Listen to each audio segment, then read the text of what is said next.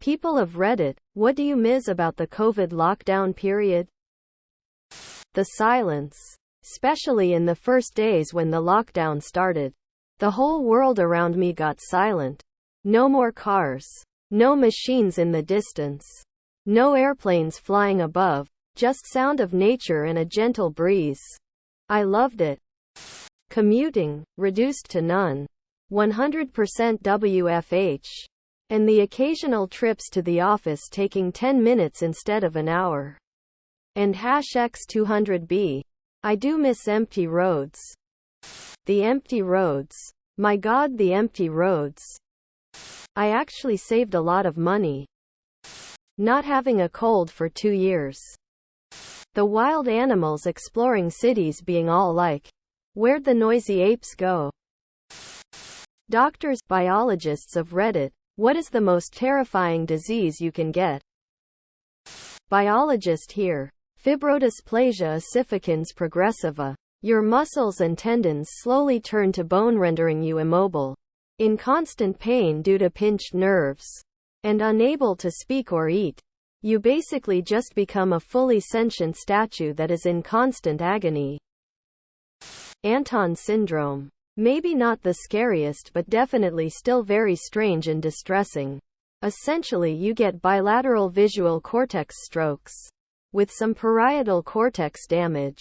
So you're completely blind. But you don't know you're blind. These people will swear on their mother's grave that they can see, but then walk straight into a wall.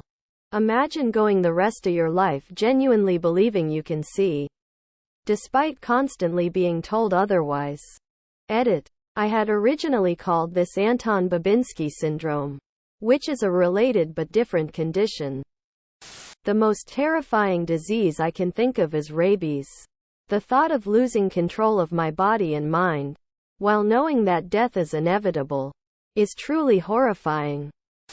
The extreme clenching of every muscle in your body until your teeth shatter, bones break, and your body constricts itself to death. We are constantly reminded of this disease.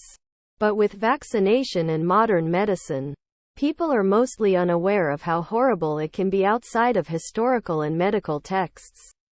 Tetanus. Biologist here. I'm gonna go with prion diseases. They can hang out in your body for decades before causing symptoms, have no known treatments, and are very difficult to destroy. I'm also personally uncomfortable with the idea of proteins in my body misfolding. My nightmare scenario is a CWD becoming transmissible to humans. ALS. Amyotrophic lateral sclerosis, also known as Lou Gehrig's disease, or any neurodegenerative disease, for that matter. What music artist's death hurt the most? Selena Quintanilla. https://www.youtube.com/watch v=VRU2QS82 DAG. Lane Staley. Chris Cornell. Freddie Mercury. Chester Bennington. So much of his Linkin Park's music was either about hanging on, reaching out for help, or giving up. In the end, hits quite differently these days. Cobain was probably the most shocking for me, but Adam Yauch was the one that made me feel like I was getting old. People with mental disorders, what would you like people to understand better about your condition? OCD isn't a quirk, and you wanting your counters nice and neat isn't a symptom. Constant thoughts that I can't stop and cause a lot of distress are the problem. My house is a dang mess and I really don't care. But needing to say goodnight to my pets in a certain order because they might die if I don't is an issue. Also having distressing and disturbing thoughts that pop up randomly, such as sexual, violent or grotesque thoughts that are not my thoughts and don't align with my beliefs or values. It's not quirky. The only thing relatively quirky is when I twitch or shake my head to erase the thought like an etch-a-sketch. That I don't fully understand it myself. But getting advice from a mentally healthy person who has no understanding of it is frustratingly useless.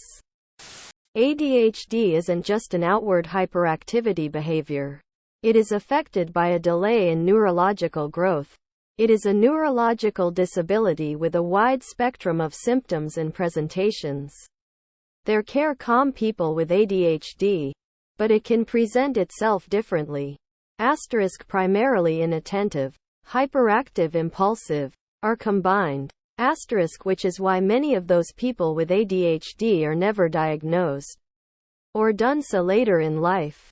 Inside. Your mind is going asterisk asterisk asterisk all the time. Asterisk asterisk. You can't think about nothing, or you can't try to think about the blackness when you try to sleep. It affects every conversation, every project and piece of schoolwork or chore at home. It affects every relationship, job or career you'll ever have. Some can use it as a superpower, but it is indeed a tough and harrowing condition to conquer. Even with treatment like medicine and therapy. Sometimes depression is feeling blasé all the time. We don't enjoy things as much. It's not to say we didn't have fun, but everything, every feeling, is muted. It's like we experience things that recharge people at half or less volume. What might revive you was essentially a blip on our radar.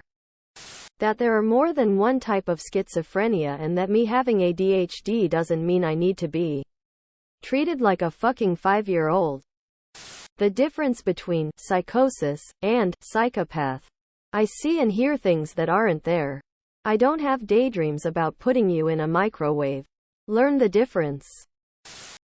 What should be cheap and affordable but is not. Living your life. Insulin. Therapy. Anything mental health related, really. Subscribe, my brothers.